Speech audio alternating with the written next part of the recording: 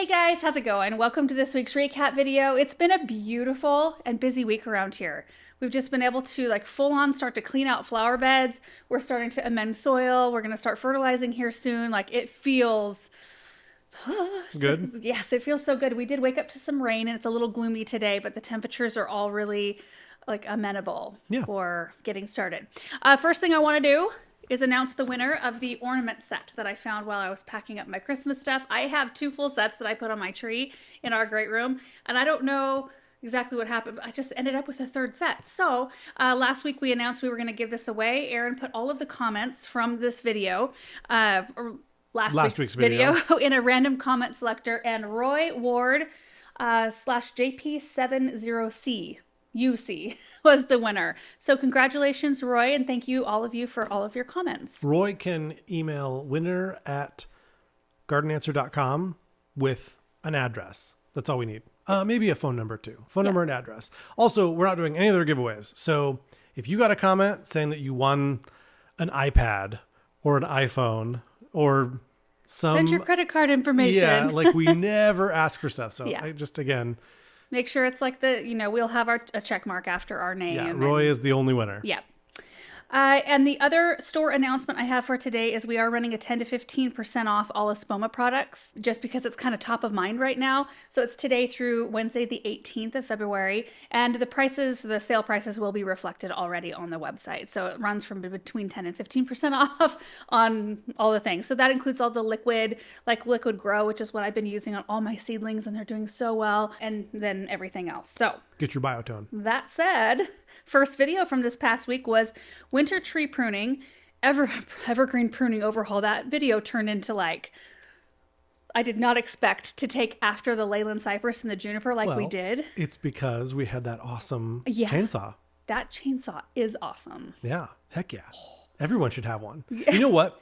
That is a great chainsaw it was the 8-inch DeWalt chainsaw, which, you know what, whether you get a Milwaukee or whatever, just a battery powered chainsaw that's kind of short, 8 inches like that, is great, because I feel like for most homeowners, you really don't need to be tackling stuff that's big. Mm-hmm. So it's a great size for you to be able to do your own jobs at home. Mm-hmm. If you really need a 20-inch chainsaw or 22 or something like that, then maybe you should hire a professional. That's a pretty big job. Yeah. To need that size. And it beats having to do we've got some good pruning saws. Felco's pruning saws are top notch, and it is, when the branches are smaller, it's like cutting through butter. Yeah. They really are good, but when you're doing a ton of branches like I did that day, having something that's battery powered, it made the job so nice. When we were done with all of that, we ended up upstairs in our house to show you the bathroom that we are going to renovate. It's been gutted at this point, that we are going to renovate and turn into a laundry room / half bath. So we just wanted to bring you along for that process, because you guys expressed interest in seeing it, which makes me excited that we can show a little bit more of what we're doing around here, as apart from the garden. Okay, Melinda said, how do you disinfect the tools? Dunk in a tub of alcohol, spray with alcohol or some other product? That juniper now looks sculptural. Usually, and I need to get some because I just ran out, I have a spray bottle of rubbing alcohol. And that's what I use. You can get alcohol wipes, so maybe that's what I should do. That would be way slicker. But I actually like using rubbing alcohol on this table when I get a project done. I don't know if it's from my vet days, working at the vet clinic, but the smell just smells so clean. I heard an arborist talking about why you should do that. And it's basically that trees can catch a cold from one to the next. Well, makes so sense. It's akin to a doctor working from one patient to the next without cleaning. Yeah, right. We know from history that, hygiene was not as important as it should have been in the past. Mm-hmm. And so doctors would literally just be passing thing from one to the next person.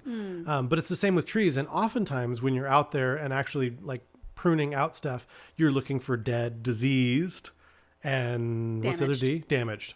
So if you're cutting a diseased tree or a diseased branch, and then you go cut the next tree, it's it's a possibility. That next tree can catch a cold. It can catch the same disease the last one had. Yeah.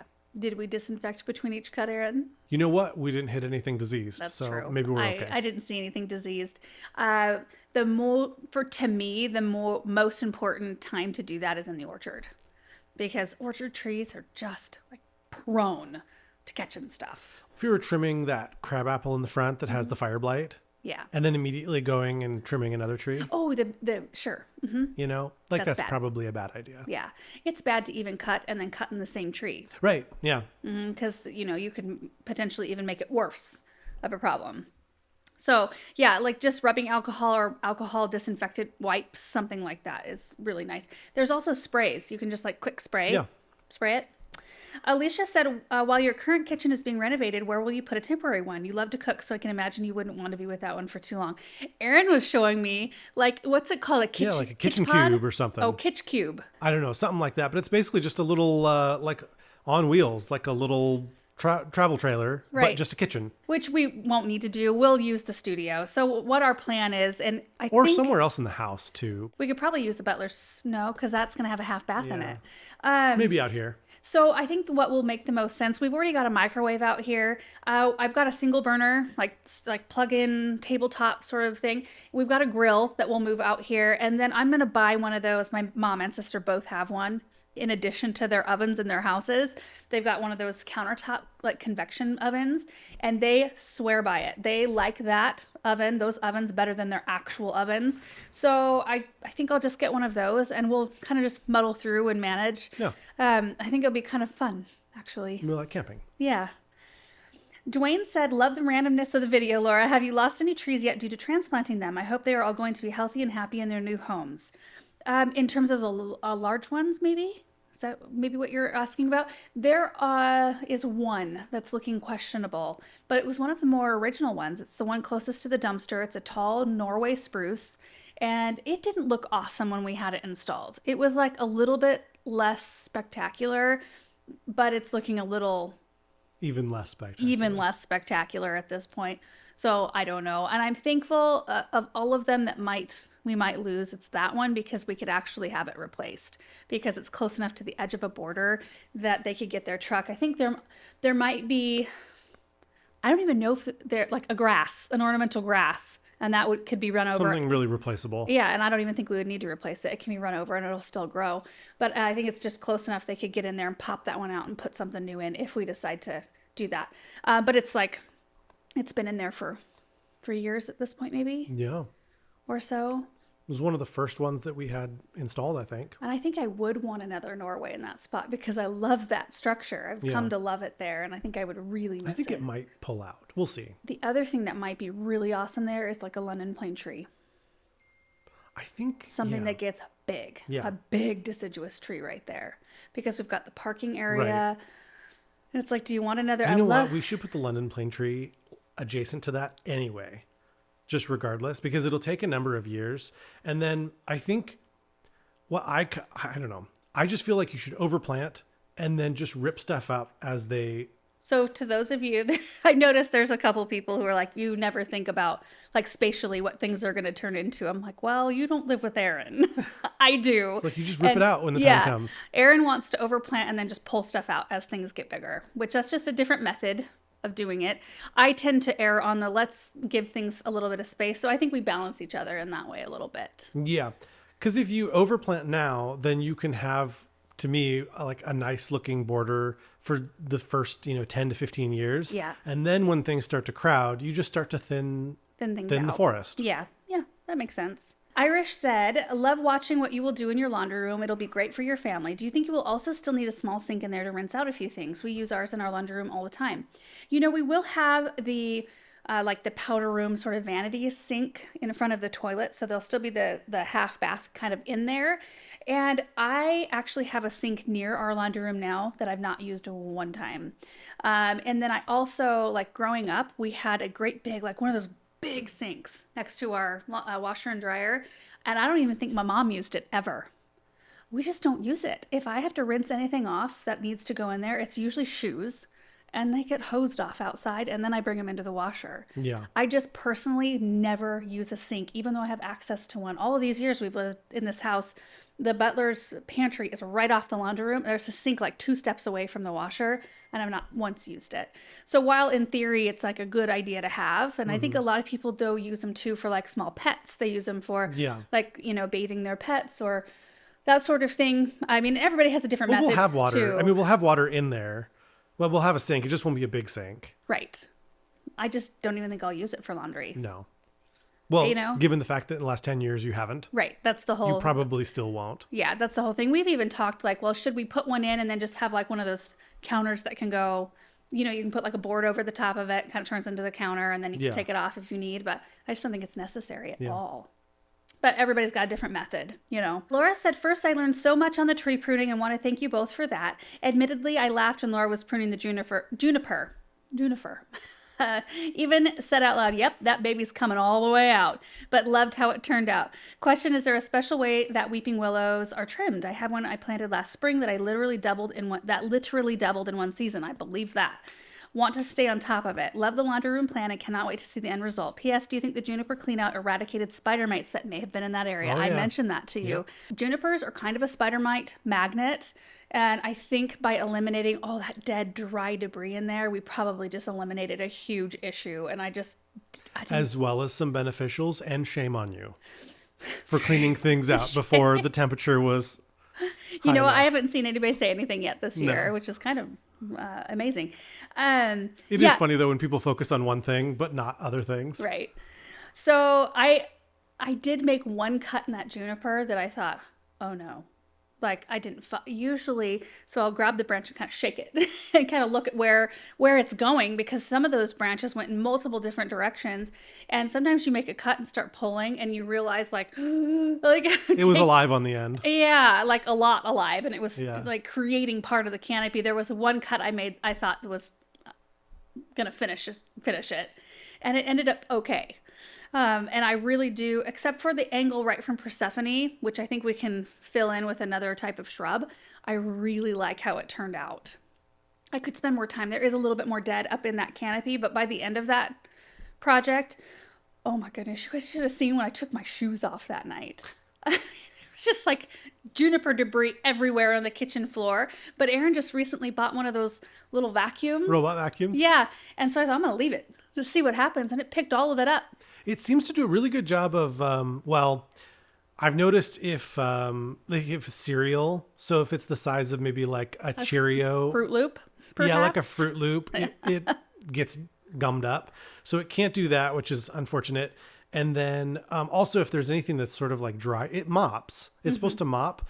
And you can see that it's leaving. It is a light job, a light mopping job. A light mopping job, not like an elbow grease sort of right. situation. And it won't get stuff that's kind of like dried tomato on. sauce dried to the floor. It didn't pick those up. We were testing it though. There were two little spots of spaghetti sauce on the floor. I'm like, let's just watch and see. But for just regular dirt, it seems to do a pretty good job. It does. And it picked up all the juniper debris. The weeping willow. Boy, I would probably just let it. As far as what we do with the weeping willow is we just trim up the weeping branches. We trim them up so that we can get underneath the canopy where we need it to go, or where we need to go. We did just plant a weeping willow last fall as well, and I don't really see much that we need to change on it right now or fix. It's just kind of let it do its thing and make any kind of adjustments that you need to along the way for shape. If anything's like crisscrossing and rubbing on each other, get rid of one of them. They don't really have a leader. So it's not a situation where you need to be worried about that. It's mostly just for shape and for ease in moving around them. And I don't know if you deal with borers in your area, but I would find out if you do, because if you do, you need to treat them with a systemic insecticide once a year. Otherwise, borers are very attracted to weeping willows, and it's not a question of if, it's a question of when the tree will get them. So unless you're doing a preventative, so wait right until after the tree is done blooming in the spring, give them the systemic, and it'll keep the borers out. They're still a weak tree, even if there's no borer damage. So they still will leave little branches after a windstorm, and that's normal. I still love them. Oh, yeah. Even That's with a the cool extra tree. maintenance, I love them. Christine said, oh my gosh, I love those drying racks. I know, I'm so excited. Yeah. Now, Erin is like, you are super into like looking at all the options and looking at tons of spaces. I know a lot of people use Pinterest and stuff, but I find Instagram to be a really good resource for finding ideas for how to, like, what to do. Yeah. Yeah, it really is a good resource. So I was shopping last night for a like powder room vanity. I kind of have, there's a lot of them that I like, and so it's really hard to like nail it down. But I was looking and looking and looking, and I just get to a point where I'm just like glazed over. Like, I can't do this anymore. It's too much. Just leave it.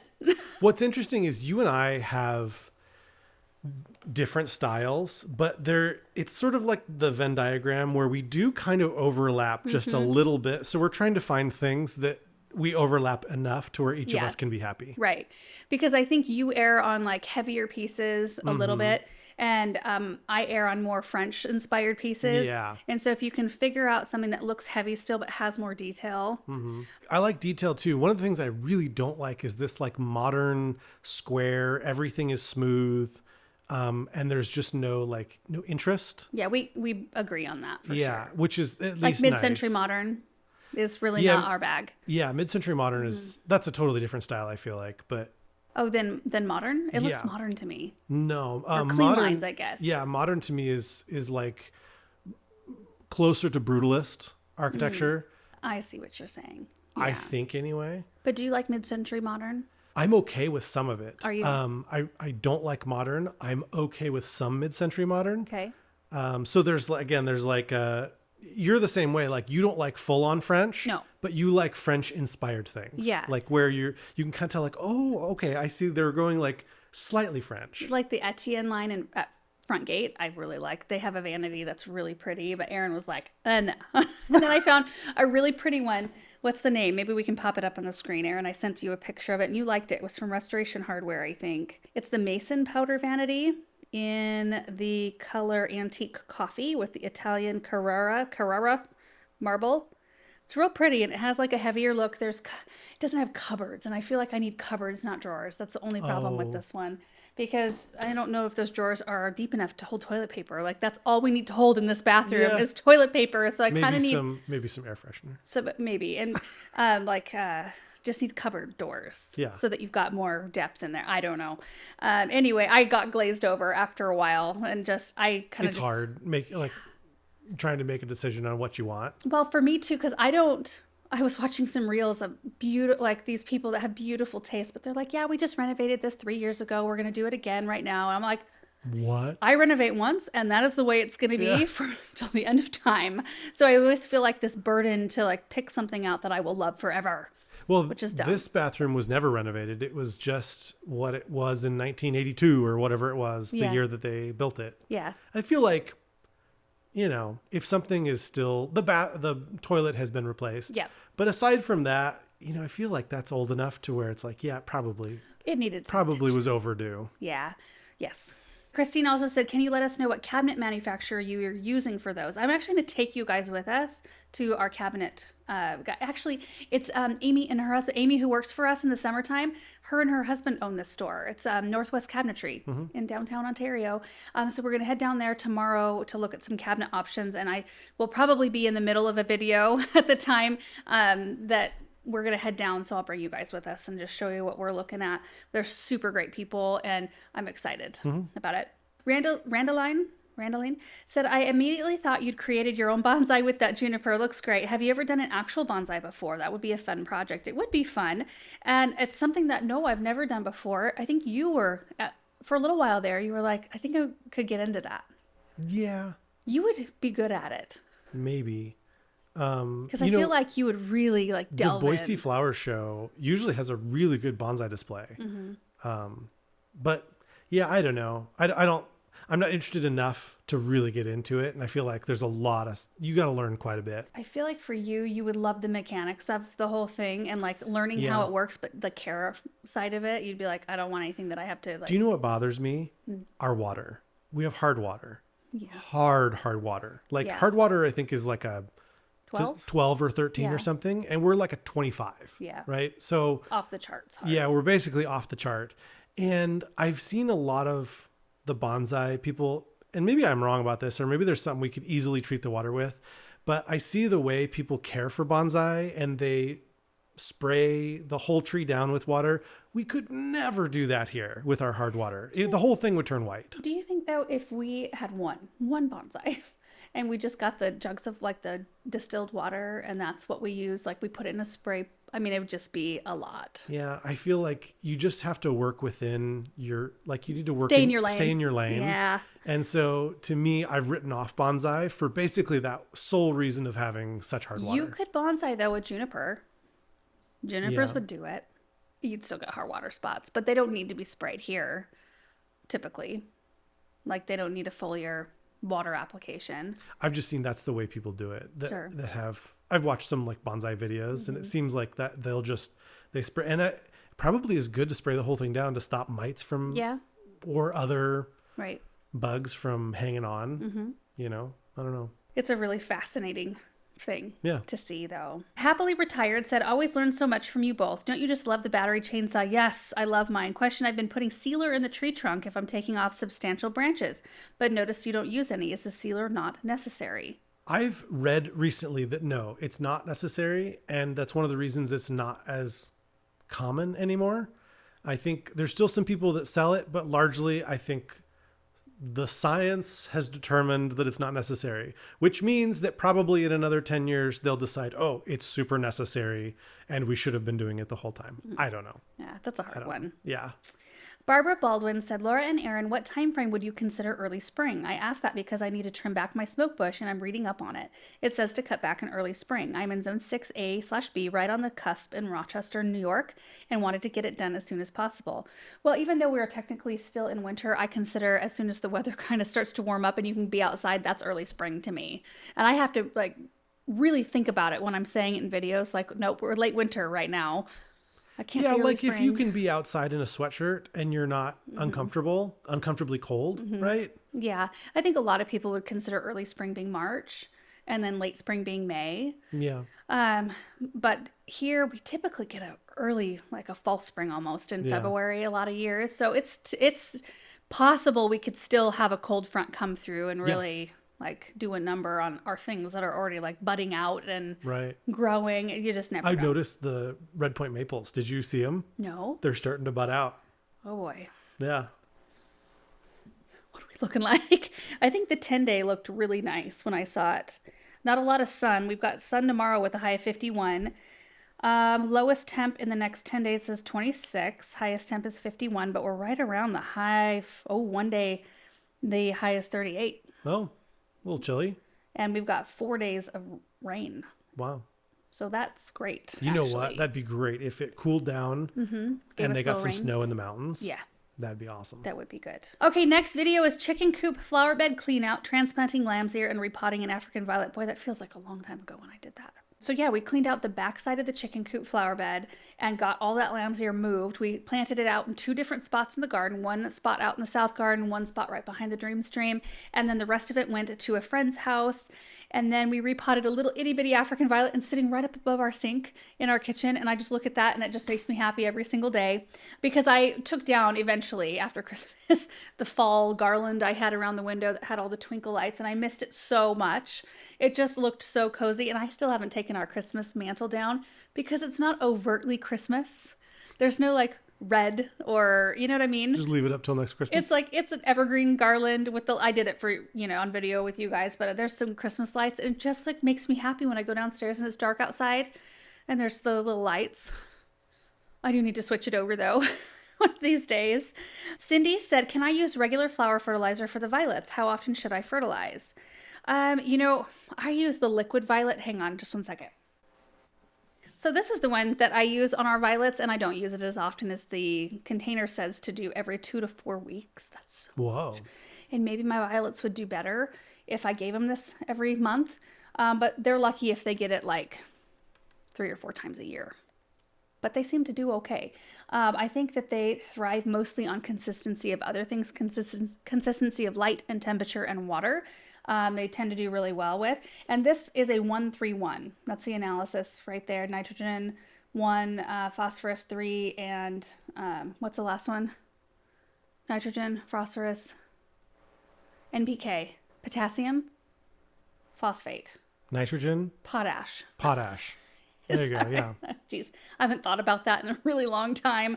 I just use the fertilizer I've been using forever and stick to that. But yeah, it's a 1-3-1. It's really hard to overdo with an organic like this. So anyway, it makes me feel like comfortable using it. So I've never used a fertilizer that was not meant for violets on violets. I'm guessing you would probably be okay if the analysis isn't too far gone. I know that the analysis on the Grow fertilizer is 222, so it's not like wildly different. But I would probably get yourself some violet. I mean, these are little containers and They're not that expensive. No, and you will have it for a really long time if you've only got a few violets. So I would think it would be a good investment in being confident you're using the right thing. 10 to 15% off on the store. Oh, jeez.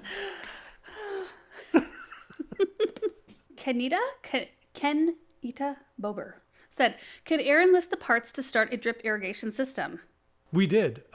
Check that video that we did at Alyssa's house. Okay, maybe we can link that down below. I was going to say before. What is my deal? I don't know.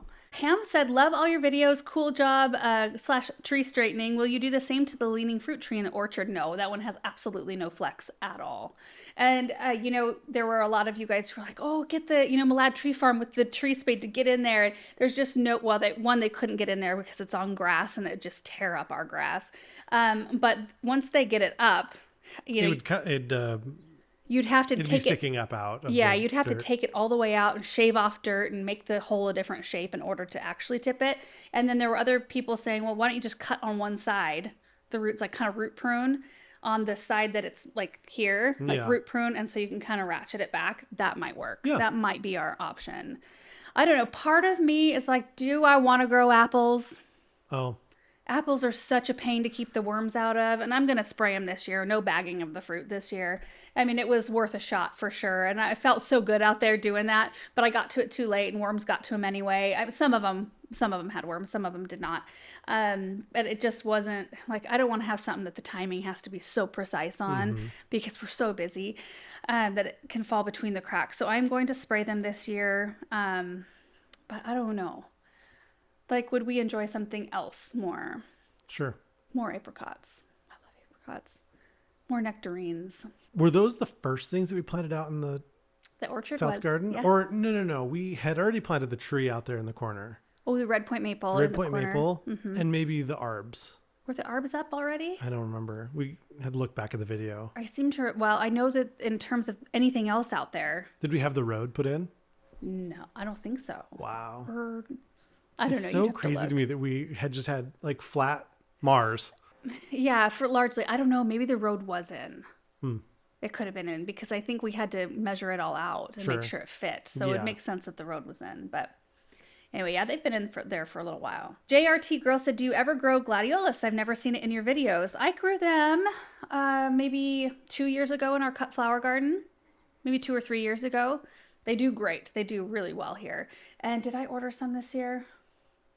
I can't remember if I specifically ordered any glads. I did order a few dahlias, just a handful. And I ordered some freesias and some other things, but glads I can always pick up down at my parents' garden center. They always have them to buy in the spring. Hemlock Fox Garden said, I'm trying to figure out how you are planting and watering those big evergreens. The ground must be thawed there. Yes, it is. Are you hand watering the big trees for now, or are you able to run irrigation this time of year in the zone? Those trees are amazing. It's hand watering for now.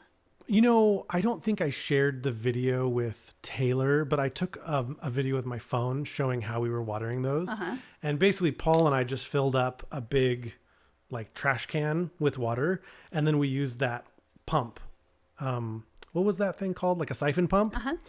And then we just water them in that way. And then we've been getting moisture. Yeah. So pretty much you just water them in the day they get planted. And then it's been wet since then, so you don't have to worry about it. We've got that big water tank too. It's just a little bit more of a pain because you do have to winterize it again, like make sure it's all drained out. But if you use it, but that isn't a possibility. If we wanted to fill it up, get all of the trees watered, all the new ones, and then winterize it, it's worth it. So much easier though, since you've got a gator, just to fill up a trash can with water, because that's like, I don't know, a lot of gallons. 40, 50 gallons or whatever. And then you can just siphon it out. Right. That is a pretty good idea. Flowers for my fam and friends said, poor chickens, I bet they love scratching around in that freshly cleared area. Have you considered supervised outings? Also, who's Aaron rooting for in the Super Bowl? He's from Seattle, and Sam Darnold uses the Merlin Bird app. Oh, go Hawks. First of all, the chickens have had one supervised outing. Benjamin let him out, and I told him he had to stay outside until, they either went back in or he had to gather them all back up. I don't think he liked that in the end. He thought it was going to be a really fun idea. But we saw the Hawks out yesterday, and we're just, all of us, like, we're happy they're not out. They're safe, and they don't seem to mind. We've been giving them lots of treats and lots of attention. I go in there, and the little ledge between the inside of the run and the outside, I just like scoot the shaving. There's never any poop right there. I scoot the shavings off to the side and just sit right on that ledge and just like hang with the chickens. And Benjamin goes in there and just sits with them. So they get lots of attention in there. And we're actually getting eggs now because we don't have to go find them in, all the plants outside. I'm sure we'll find more spots where they've been laying as we do more clean out. And who were you rooting for in the Super Bowl? I didn't really have a dog in the fight. I've never been a Seahawks guy. And I didn't want to be the type that like jumps on the bandwagon. What was that, like 2015 or 14 that they first went to the Super Bowl?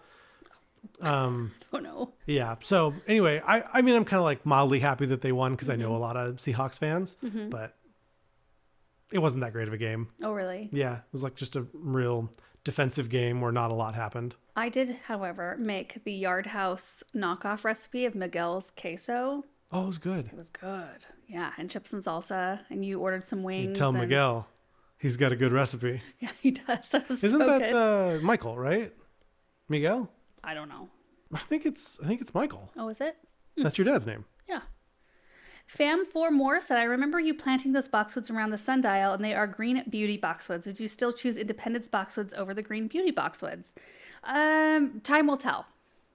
Independents are looking really good out in the garden, but it's one of those things that I feel a little bit like gun shy about saying, this is the best boxwood ever, because that's what I thought of sprinters in the beginning. Yeah. And they probably are awesome in different climates where you don't have spider mites. Right. We didn't realize that spider mites would love those as much as they do. And so far with our experiment... However, I do want to say, though, that the growth habit of the Independence does seem to match what you and I like more, which is a more woody, branchy type, as opposed to... Some boxwoods, they grow quickly, which sprinters do, which is probably why they got the name, but they grow up.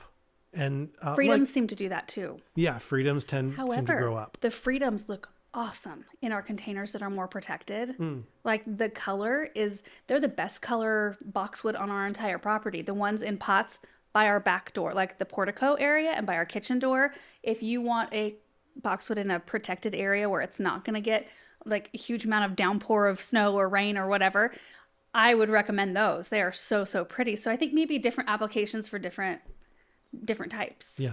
Possibly. And then we just noticed last year that even the freedom boxwoods are more susceptible to spider mites. They act a lot like the sprinters and remind me a lot of the sprinters, but they were more susceptible to spider mites than Independence because I planted on the east side of the barn 2 freedoms and then Independence all the rest of the way because I didn't have enough Independence to make it. And so the freedoms at the start of the run both had spider mites. Independence, nothing. Like the ones side by side, nothing in the Independence. And those leaves are very thick and really waxy. I wonder if they're hard to penetrate. Spider mites can't penetrate the leaves. And they might, like if that was their only option, they might like it. But if, side by side comparison, it's been interesting. So I really feel like I need to give it a little bit more time. But the green beauty boxwoods are looking really good back there. They're the ones around the little sundial in the parterre in the middle. Oh, yeah. So that's a different variety. Those are green beauty? Green beauty. Who sells those?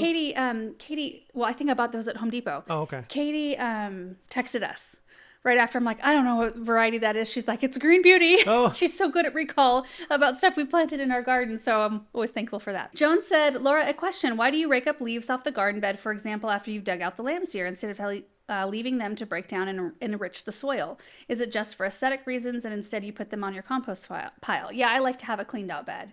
And we use compost as our mulch. So I'm just adding back in a further broken down version of what I'm taking out. That's just a personal preference. Also, if you leave too much leaves down in an area like ours where we don't receive like rainfall consistently through the year, they tend to form a mat. Like they'll form a mat when they get spring moisture, and then they are given no more moisture throughout the summertime. So they sit there and they repel water. Like water has a hard time getting through them because they just don't break down very fast here with our climate. So it can be detrimental to leave too many of them. Probably not the amount that was in that bed, but I just kind of have made it a practice. And my parents do the same. Most people in this area do that same thing. Novels of Grace said, I've always heard that it's best to plant in spring or fall. Does it hurt to plant / transplant / replant things in the winter? I don't think it's a big deal to do any of that stuff in the winter, so long as you have a method to water it. That's the biggest thing. You want to get it watered in, and then keep an eye on it. If you've got any prolonged periods of dry or like a lot of wind, then you're going to have to go out and give it a little bit more water. And a lot of people don't want to have to do that in the wintertime, which I completely get. But I've got kind of a running list. I actually need to create a picture, like some kind of a document with all the things I've been putting in the ground that are going to need to have drip run to them here very soon. Next video is garden center workday, setting up for spring. I headed down to the garden center and helped my mom with the initial day of setup for spring, and it was so much fun. We had a great time. You know, Monica, my sister, had a surgery on her foot, and so she just this week is getting her walking boot, and she started physical therapy today. So she's on her way to recovery, but it was like 6 weeks of non-weight bearing. So she was on that cart thing, and oh my goodness, so she can't clearly be out there doing that kind of work. She came out and hung out with us for a little while, but she's been inside working on orders and that sort of work inside. So anyway, I thought it would be fun to go down and just lend a hand. Lynn Frank said, Laura, this garden center seems huge with so much selection. Do you know about how many customers they have passed through each year? They have so much inventory. I so wish we had something like that in the low country of South Carolina. I just love watching the behind the scenes work you all do. God bless you for sharing. I have no idea how many customers come through. I mean, it's open year round because the garden center's open all the time because they've got a lot of, well, just seed plant activity going on in the fall and winter months and spring, of course. And they turn over to Christmas and house plants and things like that in the wintertime. It's definitely slower. January is definitely the slowest month, but it's a great time to get caught up on things. So yeah, I don't know how many people come through, but enough to sustain what they're doing. So that's good. Attention Def Dis said, why is February the time to move stuff out of the greenhouse? Is your area done with certain temperatures? I'm confused. Every area is a little bit different. The stuff that's held over in the greenhouse there, they're perennials. They're hardy in our area, and they're not heated greenhouses. It's just protecting them from like getting blown over in the wind and things like that. But they still do wait until it's warmed up a little bit, and we're not going to get severely cold before they'll move it out because they do need a period of acclimation. But like the last 2 weeks, it's been gorgeous, like really pretty. And so it's been a great time to move things out. Gardening TLC said, nice job. Exciting to see it being set up. How is your mom keeping those single trees at the end of the table standing in all your wind? They have had some rebar stakes made that it depends on the size of the can, but like for the big cans that are like this tall, they've got rebar stakes that are this tall. And at the top, they've welded a little like elbow to where you can pound it into the ground and then it clips over the side of the pot.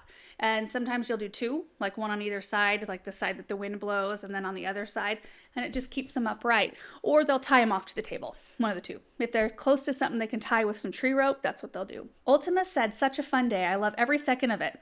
Hope Monica heals up quickly and perfectly. Laura, what is the name of your step counter app? It's the Aura Ring, O-U-R-A. Aura Ring. And I've had a lot of people ask me, like, is it clock and hand movements? I've tested it out big time. Like, I've done lots of different tests, and it doesn't seem to pick up when I'm not stepping. I mean, there's a margin of error, I think, with any step counter like that. But if I did this, it's not picking that up as steps. Like, I don't know if it, like, feels something different. Well, I would imagine that walking is a very particular motion for most people. And, you know, if you just code it correctly, where it's got that like gyroscope or whatever on the inside. So if you just teach it, this is what a walking, like actual walking motion is. And then, you know, only register that. I mean, I think those things are pretty smart nowadays.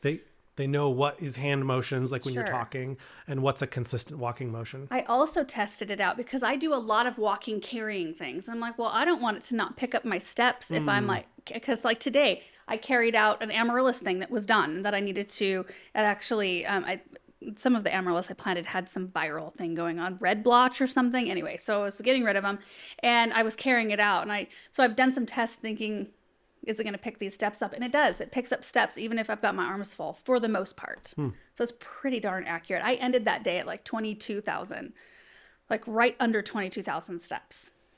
I think I was like 18.5 at 4:30. And then I did another few. I went on a walk before. I get a lot of steps in the morning if I go for like a 30-minute walk. Could be on the treadmill or around the house or whatever. You pick up like 5,000 steps that way really easily. Okay, next question is from Cheryl Loper. If you haven't pointed it out before, I missed it, but what is the vine growing on the building? Looks too delicate to be wisteria, and I noticed one of your gals spraying a tree. Do you guys use a dormant spray on your trees and roses? That's what she was spraying, was a dormant oil. I so believe in using a dormant spray, and depending on the weather and the progress of the plants, do it in February. You guys help me get excited for the growing season. Yep, Lupe was going around spraying all the trees and things with a dormant oil, which just helps with overwintering insect issues if you should happen to have them. They do it as a preventative, just in case there's anything going on. They do a spray usually in February. So there's 3 vines going on at Andrews. On the slat house, there is a wisteria, and then there's also a Boston ivy in one spot. On the garden center building, there's a Virginia creeper, which they're noxious in a lot of states, but they're not in our state. And it just grows beautifully, just beautifully over there. Hollis said, I would love a list of the viburnums you and Susan prefer. I think I'm convinced to plant one in my yard. Do they actually prefer part sun, even though they are often listed full sun, partial sun, question mark. You know, I think it kind of depends. I always thought growing up the viburnums needed more protection in the summer from full sun, which I think some of them might need some protection from that. But I've planted out brandywine and blue muffin. I can't remember. I've got a Korean spice. That's a good one. A Korean spice. I've got a spice cowboy coming this year, which I'm so excited for. Those, like anything in that realm, like Spice Baby and Spice Girl and the Spice Cowboy, Korean spice, have the like delicious fragrance. Oh, so good. But brandywine is awesome and can take full sun. I think that I could speak for my mom though here on the viburnum front, because we have very similar tastes, but I would think she would say double file. She planted one in her orchard at the same time I planted one under our maple tree and by the back shade porch. She also likes anything Korean spice. She likes the Dawn, which she and my dad have one in their entryway, and I think she would recommend that one big time. Yeah, I think anything like that. Those double file viburnums, so that have kind of the disc shaped blooms, they're so pretty. I have a wabi sabi. I don't know that they're growing that one anymore. I think maybe they're growing one called Steady Eddie now. That's a good one. It's really pretty. Jace Cruz said, does the nursery have a list of all the David Austins they'll carry this year? I'm a few hours away and I'd love to pick up one since I don't have a DA retailer near me. You should email Monica. So just go andrewseed@gmail.com. Just attention, Monica. She will be able to supply you with a list. I don't know that they have one like made up for this year. They might, but she'll be able to tell you. Kelly said, what kind of rooster is Larry? He is stunning. Good job on the garden center. Looking good so far. I am not sure, and I don't know if they actually know for sure either. They bought those chickens as adults. So, and I think they were just kind of like in a big wild run of birds. So I'm not sure. If I get a name of what he is, I will let you know. Kim said, is there a source for the greenhouse to the left of the fountain your mom stood beside? The greenhouse. Okay. They bought their hoop houses from the same place we bought our high tunnels. Farm Tech? Oh, no. No. Why do I always think it's Farm Tech? Well, it was never Farm Tech. It was Growers Supply, Not which is the same as Farmers. Okay, so Farm Tech sells to farmers, but you can go to Farm Tech and you actually can get hoop houses technically, but their like greenhouse division is Grower Supply. Okay. But there's a separate company, unrelated, that I like maybe more than the other one, which is Farmer's Friend. It's like a guy out of maybe West Virginia or something like that. Mm-hmm. And I just like the story behind him growing the company. Mm-hmm. And I think their website is really beautiful and easy to navigate. And I think that their prices are really good. Mm-hmm. But they're mostly into like season extender type hoop houses. Yeah. So Grower Supply has way more options, but Farmer's Friend has better prices, I think. And they just do like one thing really well, if that makes sense. Sure. And if that's the one thing you need, then great. Right. So the shape of those, it's, I think we just linked to my mom the ones we got, which are a Gothic arch frame style, but they've got the regular hoops as well. And I think what my mom did is she bought a really long one and then they broke it in half. Yeah. and put two halves, like put a half back where she was by that fountain and then another half by the shade house. Okay, next video is cutting back lavender, raised bed cleanup, and planting onions. So we cut back the lavender in front of the raised bed garden fence. We cleaned out a few of the raised beds, and then we went to the greenhouse and planted our Walla Walla and candy onion seeds. And I just talked through all of the particulars in that realm. Aaron needs some air. Aaron's trying to get fresh air. It is very humid and warm in this room, but the seedlings love it. Okay, Darren said, Laura, have you ever tried growing shallots? They are such a dream to cook with. Yes, I grew a ton of shallots year before last, and they did beautifully. I grew, I think, 2 or 3 different varieties. I can't remember which varieties, but we started them all from seed, and it was very simple to do. I should do that again. Dwayne said, I love lavender and yours always looks great each year, Laura. Do you make any lavender products like sachets or soap? Sachets?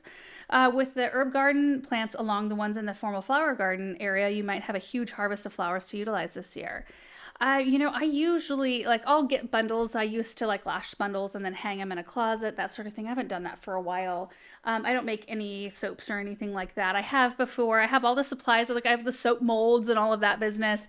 I'll get into stuff here and there, and it's fun to have the supplies because you never know when you'll get the wild hair to want to go do something like that. But typically with the lavender, I usually just leave it because I love the way it looks out in the garden. And Julie said, what does the vermiculite do? So it helps with moisture retention especially when you're surface sowing. Probably not as big of an issue with onions because we went 1/4 inch under the soil. But when we surface sow, like we just planted our snapdragons, it can be very easy for those seed trays to dry out, especially that top layer of soil. So vermiculite, it still allows light through to penetrate to the seed, which is what that seed needs in order to germinate, but it keeps moisture levels up because the vermiculite kind of soaks it in. And that way they just don't dry out as quickly. And it helps with fungal issues, algae, things like that. It's been a really good thing I found. Bloom Chirp said, does the lavender still smell heavenly in the winter? Yes. Fresh lavender is my all-time favorite smell. It smells so good. That whole day, it felt warm.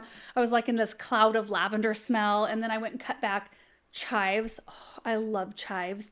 I cut back oregano, which smelled so good. Cut back the sage, which kind of brought me straight back down. I love the look of sage plants, and I will use a tiny bit in cooking, but I am not a huge fan of the smell or the flavor of sage. But yeah, it was smelling good.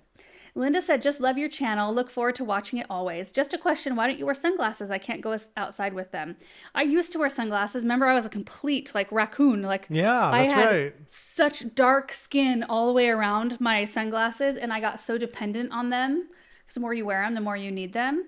And then I just kind of stopped wearing them. And I like that I don't need them. The one day I felt like I did was when we did the shrub video in the Hartley. Oh. It was very sunny out, and for some reason it was reflecting off all the white and then sure. off the white curtains, and I was like, I don't know if I can do this. I feel I can't survive without sunglasses. I know, yeah, you always the kids don't seem like they need them as much as they used to. Yeah, They have when they tons were of younger pairs. they needed them. Yeah, and I try to get them fun ones. I just got Samantha some with I think they're multi rainbow kind of looking ones, and then Benjamin, I got him some with some shark. He might be getting out of that a little bit. I need to get him some camo ones. But Carson said, how are your North Poles growing? Are they getting tall as quick as you thought? If you could go back, would you plant a different arb? Yes. Whoa, that was fast. What would you plant? Something bigger, something taller, something minimum 30 feet. So we would have just had to retool our entire design. Yes, right. Yeah. So, yeah, that just involves something completely different. Right. Yeah. I think that the North Pole is a great arb. Yes. I have no complaints with it as an arb. Mm-hmm. I think it was just the wrong plant choice. They've been growing well. I just don't want to see our neighbors. No. We should have done a better design in blocking off neighbors and having a thicker border, and just is what it is. I think maybe at the time we thought, okay, 15 feet, that's pretty tall. There was no houses when we started planting these things. And you think, well, the arbs will grow fast. And by the time they actually get around to planting house or building houses over here, they'll be tall enough to where we will largely have them covered. And then they just built them all. Yeah, built them all really quickly. Yeah. Oh, something exciting, you guys. So that big house that's being built, you can see it. I've showed it. It's very tall, and it's behind our formal flower garden, and that's kind of the view. So It belongs to the daughter of the people who sold us the land for the South Garden, and they still live in that house. So it's going to be like grandparents sharing a backyard with their daughter and her family. And she's got 3 kids. It's just such a fun situation. They're actually going to build some kind of like a pavilion in the middle of their 2 yards so they can meet together and have dinner outside, like an outdoor kitchen. I'd kill for that. I love that whole situation. I think that's awesome. But my mom is helping her with her landscape design. And so we're going to get to be involved in that. We are going to be able to go over there and be involved with like tree placement, shrub placement. And I told her that like, hey, since it's like a walk for me, if you want help with the installation, I can help you plant stuff if you want. So I think we're going to be able to be involved in that, which I think will be so much fun because it's going to be a blank slate garden with a tall house, and that just is a different set of things, like how to scale up and how to make it look like you've got this really big house on a little bit of a smaller lot, like it's not a super deep lot. So how do you accommodate for that? And so I think it's going to be a really interesting job, and it's like a 1-minute walk for me, which is great. Janice said, how long does the sun have to be out for the Walla Walla onions? So those are a long day onion, so 14 to 16 hours is what they need for max productivity. Michelle said, question, the new lavender plants in your formal garden space, will it get cut back this year too? Yes. I was just thinking about that yesterday. Aaron and I were out there amending around the linden trees. I thought I need to get out here and get these things cut back soon. Cynthia said, I'm in zone 5B. Can I start my Walla Walla onions by winter sowing method? Yes, absolutely. Great contender for winter sowing for sure. Okay, next video is planting viburnums in a lilac, power washing sidewalks, and bathroom demo / reno update. That was a full day. So we planted the dawn viburnums in the containers under the portico, and then I got the power washer out and power washed the sidewalks, the bottom of the house, the columns, and it just looks so nice, all spick and span. And then we went out and got the lilac that had to be dug out for that blue spruce in the entryway, and they just kind of went around the lilac and picked it up in that big chunk of soil. So Aaron was able to get under it with the forks and pick it up, and we brought it out, and we needed to make it a 3-foot root ball, right, so it'd fit in a 3-foot, less than 3 feet ideally. Yeah. Anyway, I totally knocked myself in the face with the shovel. How's your eye looking? Hard. It's fine. Yeah. I absorb, like my body just like absorbs injury. Just like, it's not fair. It hurt so bad. I was like instantly crying. I don't cry. Okay. So Taylor didn't, he did the little like dunk, thing. But then when I was playing with it, I was like, oh, should I actually show what happened? Like when you were talking about it, sort of like, going back and showing what it was, but it was distressing to listen to you when you got hit. So I decided it wasn't worth it. Well, for a minute there, I'm like, do I have an eye? Yeah, it hurt that's what so I wondered. Freaking bad. And I got a goose egg, right? And it actually felt like I hit right here, but I actually hit right up here, and it's still like super tender. Yeah. And it got like big bump and swollen. And then I had kind of like a overall kind of like just dull headache. Yeah.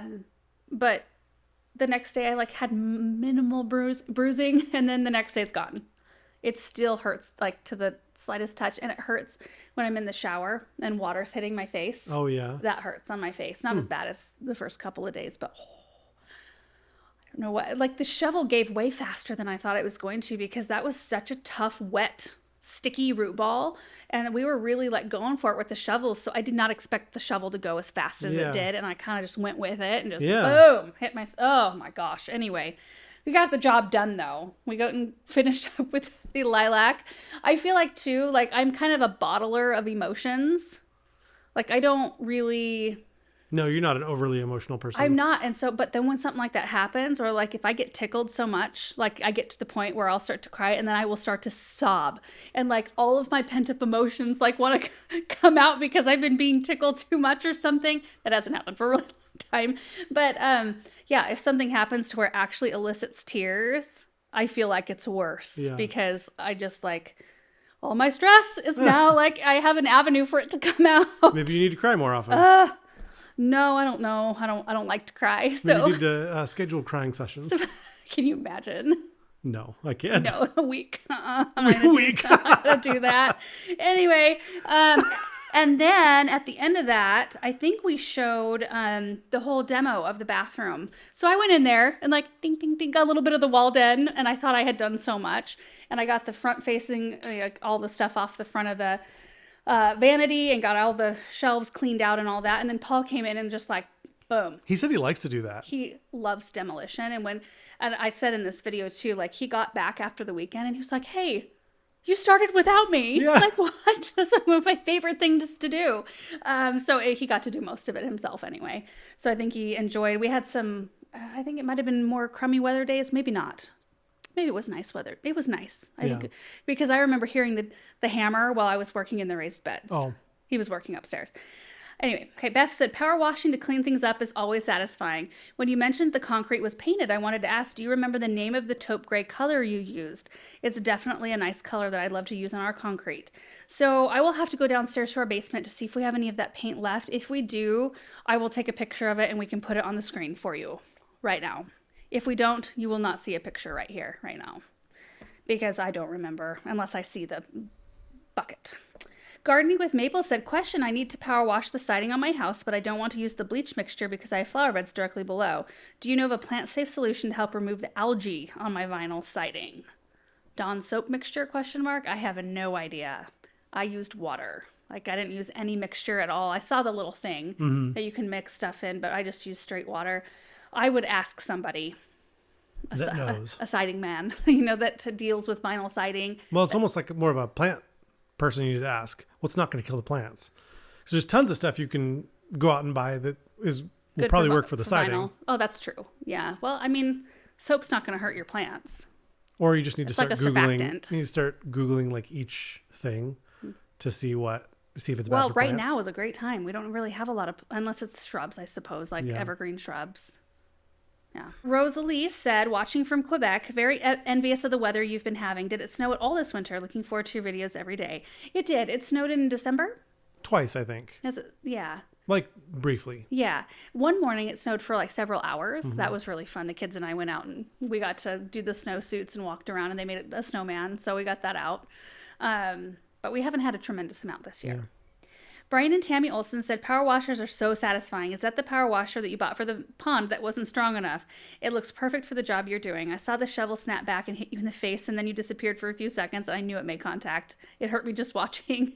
So that was not the first power washer we bought, but the second one we bought that day for the pond.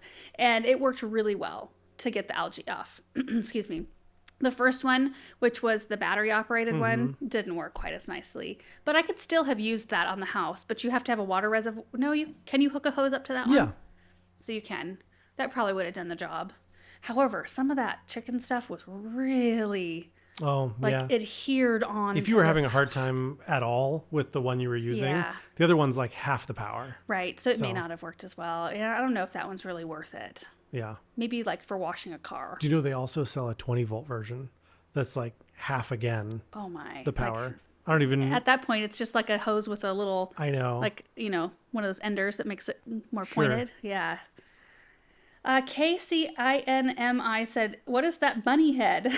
So that's it.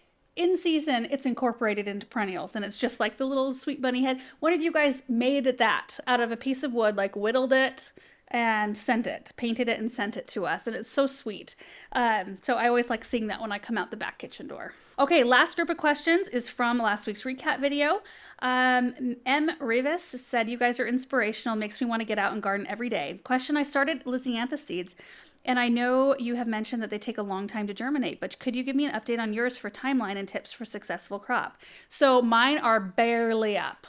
Like, they are itty bitty right now. I just took all of the domes off yesterday. So it's been a while. I started them like mid-January. They take forever. I need to start fertilizing mine. Now that they're all kind of up, I was going to wait a little bit longer, and then I'm going to go in with some half-strength fertilizer. And hopefully that kicks them into gear. Becca said, you are such an inspiration. Thank you. Question for you. I live in Emmett, Idaho, and my spring bulbs are already an inch out of the ground. Ours too. Are you worried with these mild winter temperatures that we might get a late cold snap that will affect our spring display, or that other perennials might lose spring flowers to a frost as they start breaking dormancy? I mean, it's always something that could happen. Not really much you can do besides go out and mulch. Yeah, I'm not super worried about it. It is like it's something we can't control. So whatever happens, happens. And it's just part of gardening, unfortunately. But I think through the years, I've become less and less bummed out about stuff like that, knowing that things will be fine, you know. Rosemary said, do you have any spirea bushes? Any thoughts or recommendations? I live in Hanover in south central Pennsylvania. We removed our azaleas that were old and dying, and now we need to replace with something. I would love something with multi-season interest. Thanks for your program. I've learned so much watching. My favorite way to start my day drinking my coffee. We do have some spireas. I do like blue kazoo. It's got very beautiful leaf color. We've got some double play dolly. I'm not a huge spirea lover though, so I'm not like a great one to give recommendations. You could get on Proven Winners website. They have so many. Ooh, one that I really like though is Glow Girl. That's a beautiful spirea. It's got more, if you like chartreuse. And I think I like that color. It's kind of like a lemon coral sedum vibe where it just brightens up the border. So, so pretty. If you want to plant with multi-season interest, you should go in with some oak leaf hydrangeas. Those are awesome. Big, big, beautiful leaves, big, beautiful blooms, peely, like cinnamon colored bark in the wintertime. Beautiful fall color. I'm just a big fan of those right now.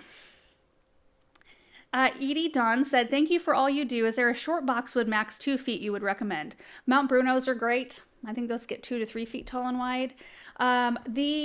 Is it the ones I have by the flower shed? What? Neat ball. Oh, yeah. Do those stay smaller? I think those stay naturally smaller. Neat balls. Now, I haven't had those for very long. We just planted those last year, so I can't say as to how they're going to grow. They all look good right now, though. I was just out there looking at them, and they all look great. Remember the North Star boxwood? North Star was awesome. Yeah. I think they still have those. Do they still sell those? And those ones I don't hear a lot about it. No, me either. They're a darker leaf color. Yeah. But I kept them in like a micro hedge. Yeah. Like I kept them small. And they looked fine. They were looked great. Yeah, a couple great varieties. North Star was like a smaller version of Green Mountain. Yeah. Yep, you're right.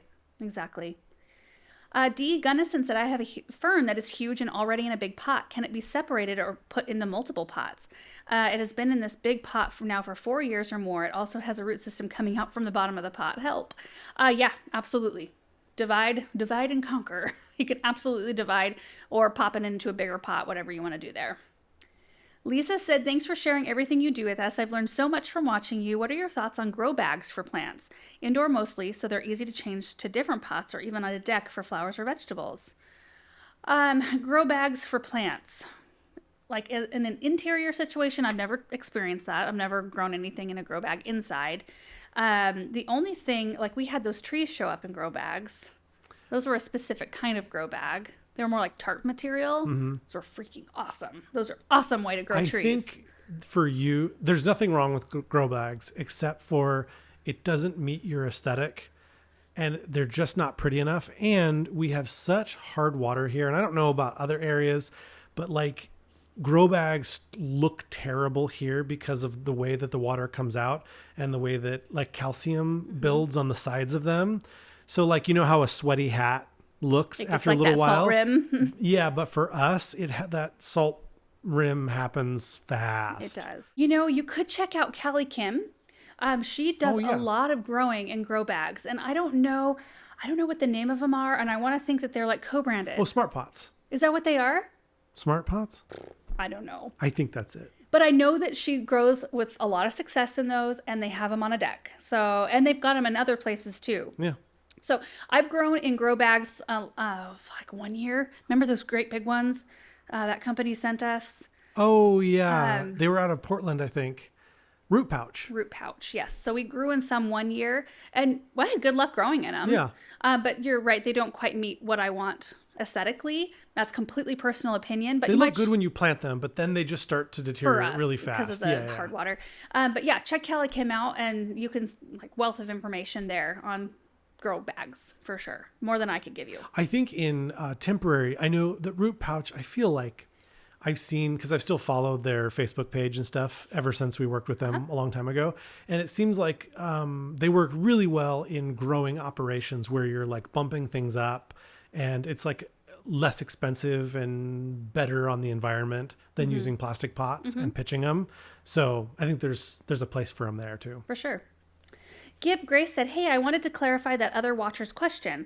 I thought you mentioned finding a source for the grow light stands. Are they all out? I spent a lot on the grow light, and I'm now concerned it won't be usable if the bulbs go out. Also, are you going to get rid of the cutie little bench seating area in the butler's pantry? I always thought it was so sweet, but maybe not used much. Half bath is a great idea. Yeah, we are going to probably get rid of that little cubby, and we think it was a phone where they used to take phone calls back in the day. Which makes sense. That's where everything comes into the house, kind of on that side. But it's a 100% unusable space. It's kind of become a catch-all for stuff. It's hard to get into. It's just, yeah. So the butler's pantry, as it is, we've got the big table in the center, and then we've got some built-ins where I keep like vases, and I've got like my liquor collection right there for cocktails and such. But we're going to take up like a quarter of that room for a half bath. Did I explain this already? For employees or people who are here, they'll have direct access from outside, so they don't have to walk through our house. And as the kids get older, I want to keep or start having our house be more of a private area where it's just our family in there, and the kids can expect that, and there's not people walking through. Not that we don't trust the people who are walking through, or that. But also, I want to give employees more privacy too, because the bathroom they have to use is like right off of our dining room, and I want everybody to be comfortable. So we're gonna have access from outside directly into this, pretty much directly into this half bath, and there'll be like a little area for other things. Anyway. So I think it's going to be a really good transformation. And then we've got our cleaning closet, like with all of our cleaning supplies in our little furnace room, which it's like so tiny. So I think we're going to create like a actual organized cleaning supply space up there where everything fits. You don't have things falling over or stacked big time on top of each other. So I think overall it's going to be a really good transition. Natsu Dentami said, question, do you still use land and sea compost for top dressing, or have you completely switched to your local provider? If so, see any difference? So we do use land and sea in smaller applications. For our big mulch jobs that we're doing over the top of all of our flower beds, land and sea compost would be like not a sustainable way to do that. But I use land and sea compost when we're top dressing like around new plantings or on the top of raised beds or working it in onto the soil for something specific. So we still use quite a lot of that. Deb said, coffee with Laura is the best way to start your day. Recently retired here. Love your advice and passion. I've learned so much. That is awesome. Question, first time seed grower. Do you use heat mats on all seeds? I don't. I kind of pick and choose. Sometimes, or most of the time, I'll only use a heat mat if it says. And a lot of times, like on Johnny's seed packets particularly, they provide a ton of information. And they will note, use a heat pad if you want, quicker germination. Or, benefits from bottom heat. And in those cases, I will definitely use a heat mat. For most stuff, though, I don't. Like I used our heat pad for the geraniums. I have a heat pad underneath our snapdragons right now, and I used it underneath, let's see, what did I use it underneath?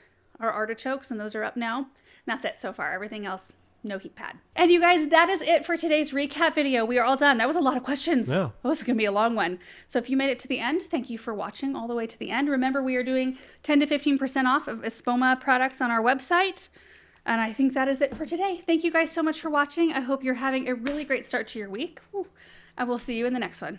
Bye.